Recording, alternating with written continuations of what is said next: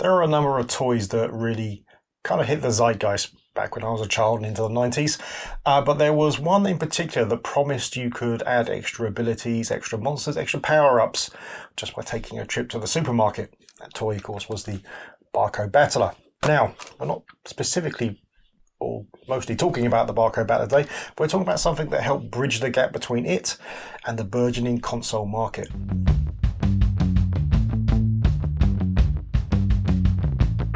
Yes, so anyway, here is the Barcode Battler. Again, this isn't our primary focus, it's part of what we're showing.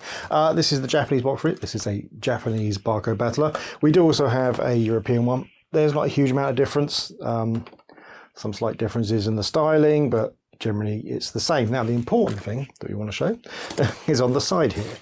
So if we look at the side and we can see one of them is covered up, one of them isn't, you'll see this little port here. Hopefully you can see that.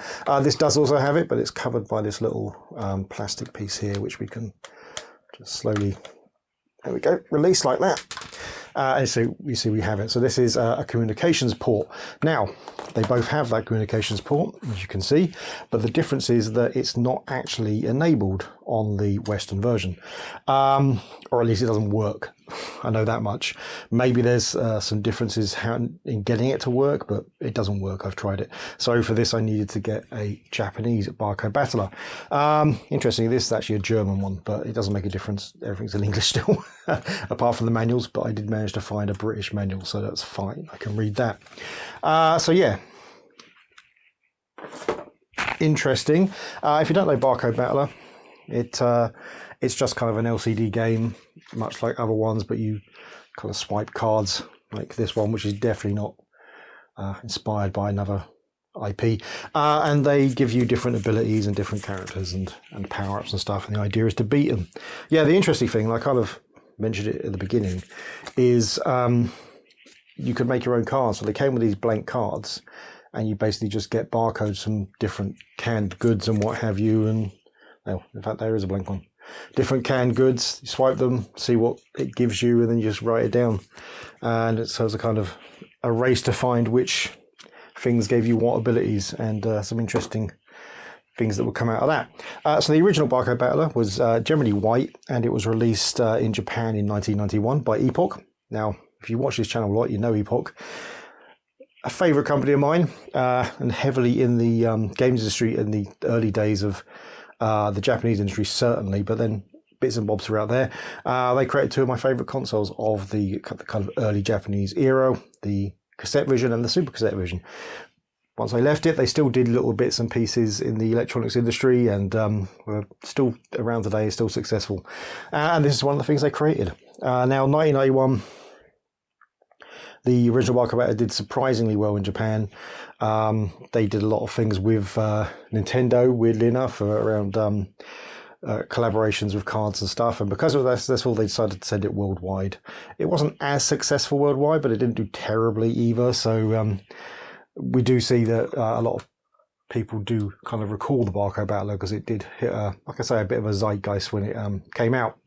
Yeah, this is a special one. This is the Dragon Battler. So you can probably just see at the top there. So that's one of these collaboration tie-in ones. If we open this up, and we have our tiny little manual there, and pull this off. This is kind of the more standard one, which looks a little bit more again like the European version. But yeah, it's all the same. It doesn't make a difference. All right, it's powered with 4 AA batteries, so pull this off. We'll just put those in because we will need to power this up for the thing that we're showing today. I'm trying to put the batteries in. Hold on. There we go. And there you can hear it, and then you get options. Now, I won't go through that. If somebody wants me to do a Barcode Battler thing, then please do. I guess one thing I will mention is that these collaborations that happened around when the Barcode Battler 2 was released, there are things like Dragon Slayer, which is quite an important title in the Japanese games industry, if you know of it. So yeah, there was actually a game for the thing that we're about to show off. So these cards could be used separately, Barcode Battler, but also with this. Anyway. Moving on. we now need to bring in a one I think you could probably argue was slightly more important to the industry. Yes, the Super Famicom. In this case, the Super Famicom. Nintendo's second big console. Beloved by many, including me. This one's a bit dirty, unfortunately. It was the way it was stored. It's got a lot of stuff ground in, so this is after a result of several washes, and it still hasn't done anything. So, how do these two meet up? Like we said, Epoch were beaten in the market by Nintendo. They kind of decided to leave after the Super Cassette Vision. But, you know, they still carry on. They make toys. They're well known for things like Sylvanian Family. So they're still making stuff around games and entertainment. They own the rights to a few games as well. So they've made a few IP-based characters. So like Doraemon. So they've made a few games around that. But also they work closely with Nintendo on a few things as well. And one of the things that comes out of that collaboration is this. It's the Barcode Battler connection kit. So this is, this particular box is a combination of two items. The Barcode Battler connector itself, and also a game cartridge. So if I open this up,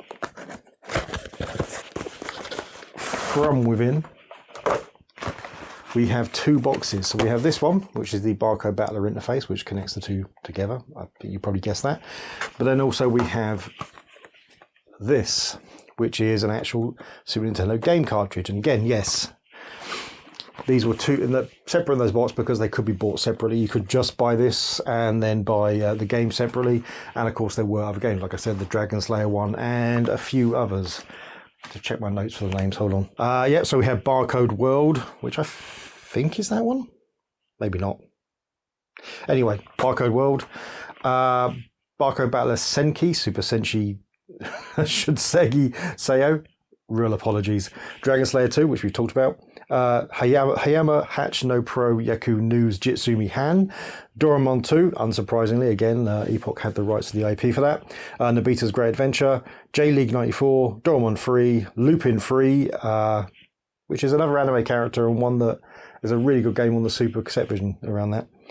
The Amazing Spider-Man. J-League 95. Donald Duck. Alice No Paint Adventure. Which is interesting. I might try and get hold of some of those games, I'll be honest. It's an interesting area that I didn't know existed until I randomly found one on an auction. Anyhow,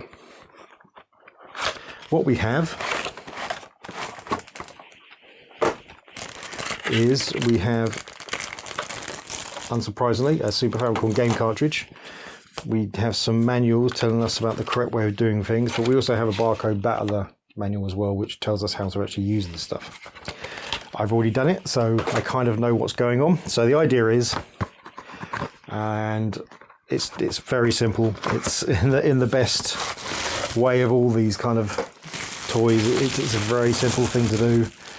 So we have this. This is our interface unit, and this has two plugs. This has an audio jack style plug, which goes into the Barcode Battler COM port, and a Super Famicom, Super Nintendo joystick lead. So let's undo the cable ties. There we go, and we can plug this into the side of there, make sure it's in nice and firmly.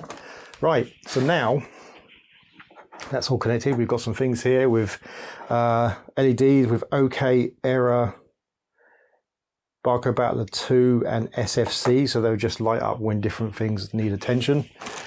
And we can put the games cartridge in place. So now everything we need to do is put together, so we need to turn the machine on and try and play it. So I will back in a second when I get everything plugged in. There we go. So this is the Barcode Battler Super Famicom game. So what we need to do now, we need to turn on the Barcode Battler and hold down the two right buttons at the same time.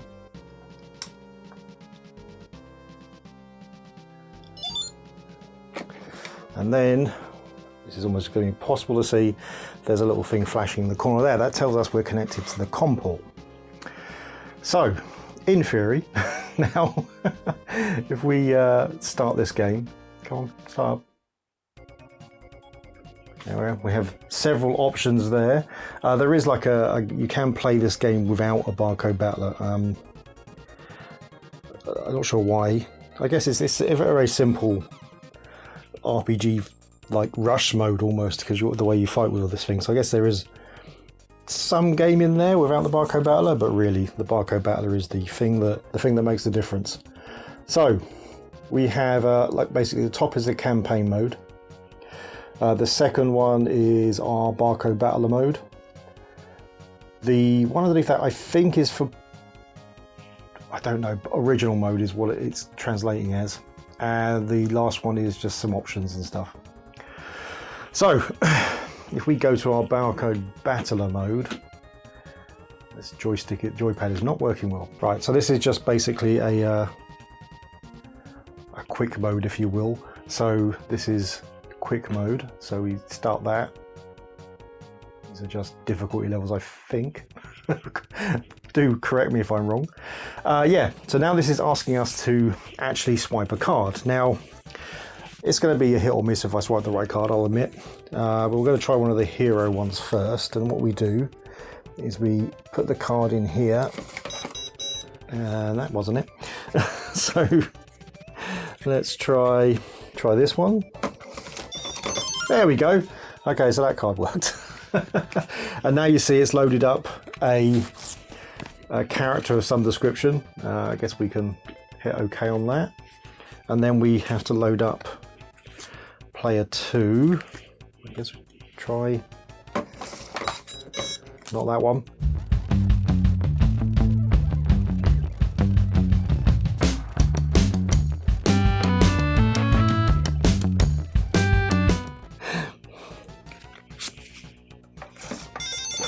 Oh, okay, well it has now. I don't know why it didn't before, but now we've got 2 character cards in. Okay, fine. An item card or a character card.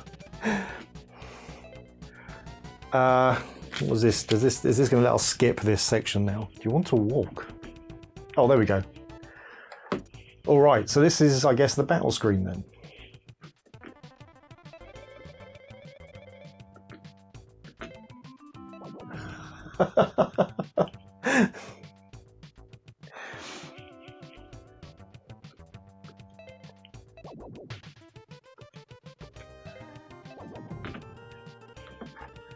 I should really see what these options are. So the options, as I translate them, are attack, magic, I think then run and power. I don't think we've got any magic. Oh no, we do have something.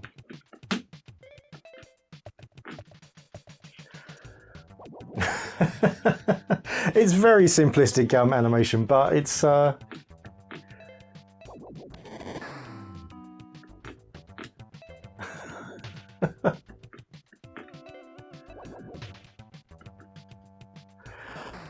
we go. Right, I think you get the point. So the idea is you'd have different combinations of cards. Each person would kind of have some cards and some characters, and they would use different combinations to try to beat their opponent. But it's an interesting use of a bit of technology. This is obviously just a glorified barcode scanner at this point, but still, it's kind of fun, I think. Right. Yeah, so don't forget to let me know of your experiences with Barcode Battler, or if you played any of the other games as well, of course, because, you know, if you type in the bottom, then YouTube starts to remember that I've made videos. If you like the video, please hit like. If you really like the video, please hit subscribe.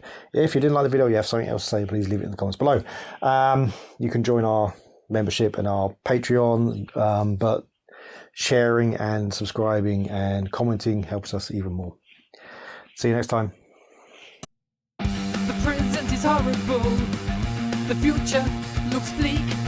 Remember our childhood to get us through